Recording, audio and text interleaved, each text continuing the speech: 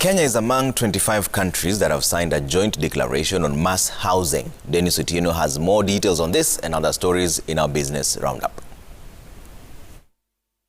The Yaoundé Declaration seeks to enhance mechanisms for mass production of decent and affordable housing in the continent to achieve social and economic development. It aims to tackle the continent's affordable housing crisis, which is driven by high population growth, increased urbanization, and poor urban planning, among other reasons. Elsewhere, over 168 million shillings has been transacted on the nascent Nairobi Securities Exchange derivatives counter, 2 years since the launch of the segment in July 2019. Deals in the first half of 2021 have been nearly 7 times greater over a similar period last year, while the average daily turnover level has nearly quadrupled in the same period.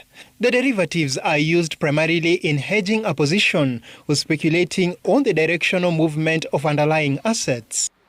Finally, power generating company KenGen is set to benefit from its clean development mechanism projects, further giving impetus to the company's efforts to combat climate change.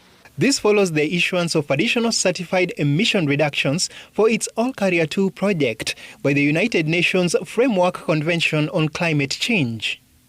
Dennis Otieno, Citizen TV.